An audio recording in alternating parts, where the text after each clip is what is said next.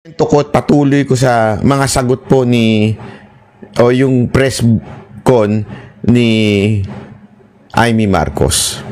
Okay, maganda din po kasi yung mga question and answer doon. Marami ho siyang ini-reveal. Marami ho siyang para bagang sikretong ibinunyag.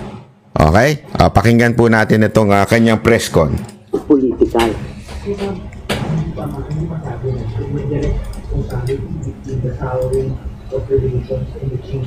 Mahina lang po yung tanong. Ulit-ulit sinasabi ni Secretary Boying Remulla na may konteksto ang lahat. At sa palagay ko maliwanag na may konteksto na talagang sumasabay sa alitan at wawalang tiwala ng dalawang panig itong mga pagbabago sa legal processes and our international stand, nagbago rin talaga.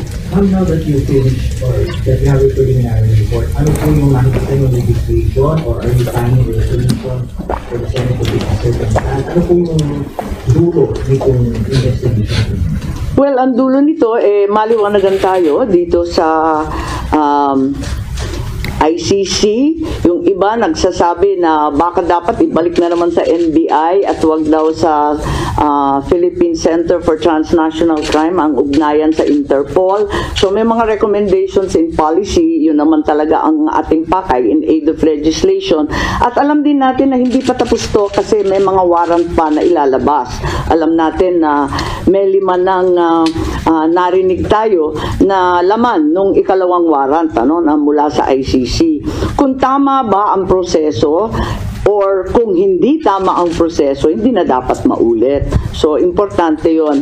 At syempre, yung mga OFW natin na nasa ibang bansa, nanganganib talaga at natatakot kung dito mismo sa sariling bansa, natatangay ang isang dating Pangulo na may edad na at may sakit. Paano pa raw sila? Kaya nais nilang malaman kung ganun na pinaglalaban natin yung mga na peperwisyo, na convict pa sa ibang bansa, pinaglalaban natin na makauwi, paano ba ang sitwasyon ni Presidente?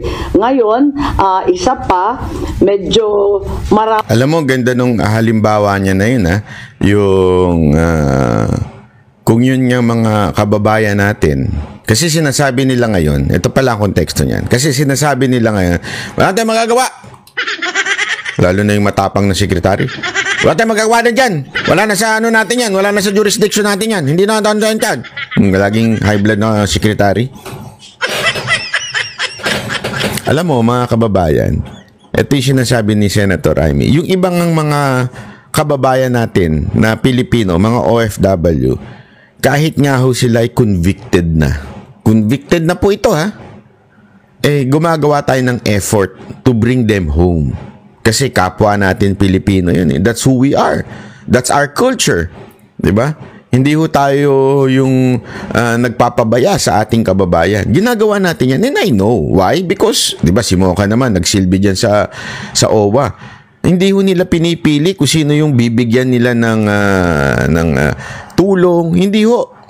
Whether ikaw ay humingi ka ng tulong at kailangan mong ng legal support para maiuwi ka, lahat binibigay ng gobyerno na ito. Lalo nung panahon ni Pangulong Duterte, ewan ko lang ngayon I'm not sure. Pero nung panahon ni Pangulong Duterte, ginagawa yan. Even if meron kang hindi magandang nagawa o di kaya convicted ka sa bansa na yun.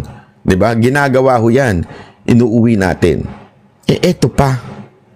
Si Pangulong Duterte pa, dating presidente, tinuturing na bayani ng karamihan, hindi convicted, accused lang, at higit sa lahat, kung sabihin man ng Supreme Court na illegal yung ginawa na pagpapalipad ni Pangulong Duterte doon sa Netherlands, sasagot lang natin, hindi, wala tayong magagawa dyan.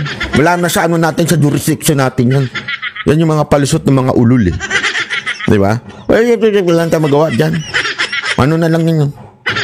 Diba? Ganyan sila yun nga mga Pilipino convicted, inuwi natin dito Yun pa kaya? Ang ganda ng punto ni Senator Amy dyan. Kami pong galit at nananawagan sa akin at tinetext ako, sinong mananagot dito sa nangyari? Kasi hindi naman po pwede na nakalusot ng basta. Ma'am, ito bang Yun ang tanong. With all of this press ko nito, isa lang ang tanong ko dyan. Ano tong investigasyon? Imbestiga lang?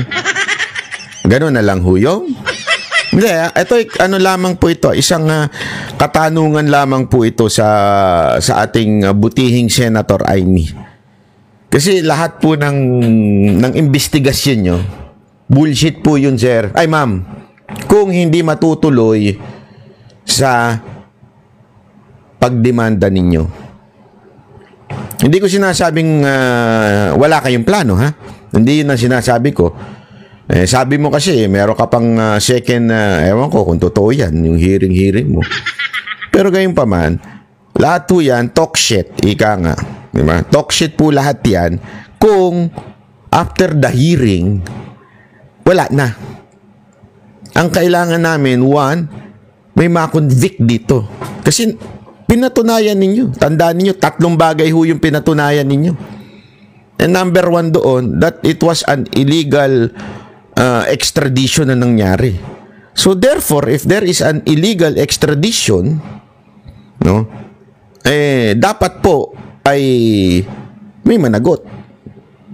So paano ho magkakaroon ng mananagot kung walang idedemanda? Kasi dapat may ganyan yan sa dulo, di ba? Kasi ginawa naman ninyo yan nung panahon na I think it was the Farmally investigation. Ginawa nyo, okay yun, go. Ikasuhan ninyo yung dapat kasuhan. Madam, this time kaya, baka naman puro daldal lang yan, wala kayong kakasuhan. Maniniwala kami sa inyo pag kinasuhan nyo.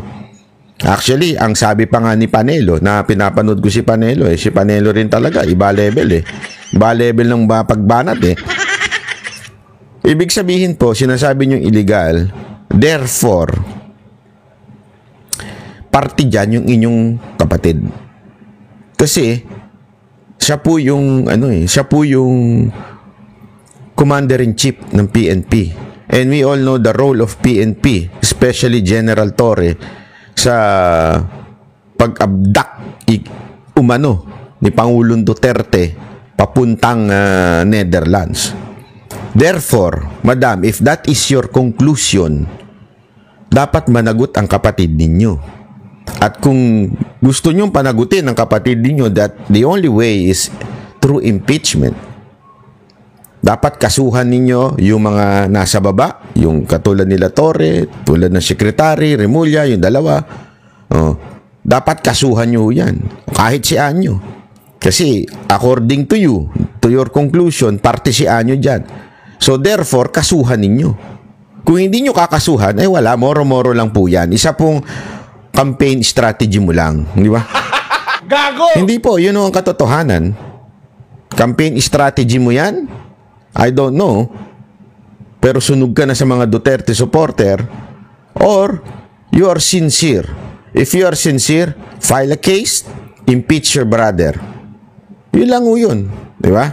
findings na naging basis para kumalas na kayo sa alyansa o dahil sa nakalipas sa dalawang political rally ng alyansa ay hindi na kayo mention ng Pangulo habang bumato?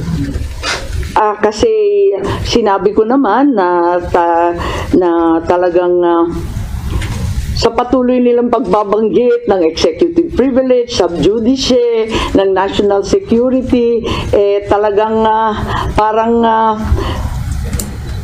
mistulang nagtatago ang ating gobyerno ng mahahalagang katotohanan. At hindi ko talaga matanggap, kaya't kinakailangan malaman natin at hayaan na lamang ako na malaya na magsiyasat para malaman ng taong bayan ano nga talaga ang mga pangyayari, kung may nalabag na batas at kung ano ang pagbabago or bagong legislasyon na kinakailangan. At tulad ng sinabi ko naman, mula pa nung umpisa ng halalan, mananatili akong independent.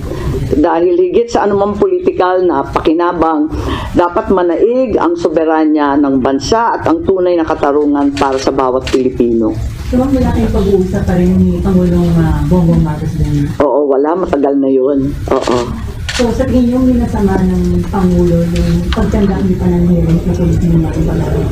Parang ganun ang lumalabas na hindi ko naman maintindihan. Pagkat para sa akin, masyadong naging emosyonal, galit, at taranta ang taong bayan.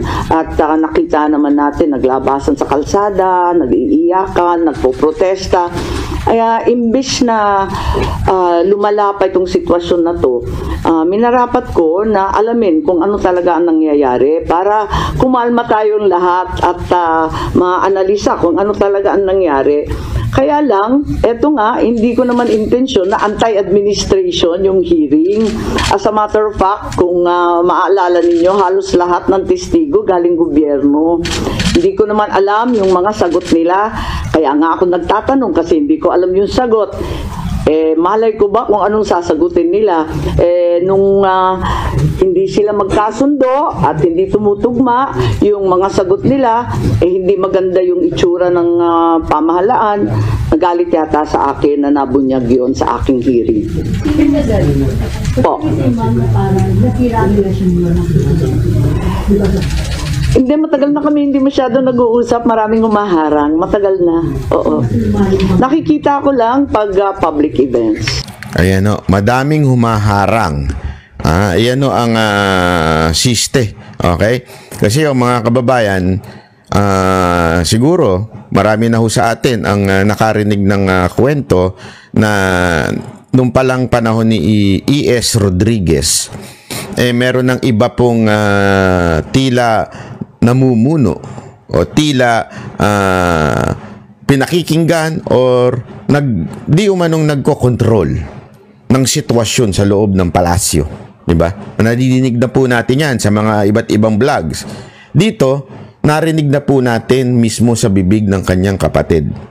Maraming humaharang. Hindi natin alam kung yan si E.S. Bersamin o baka naman yung asawa.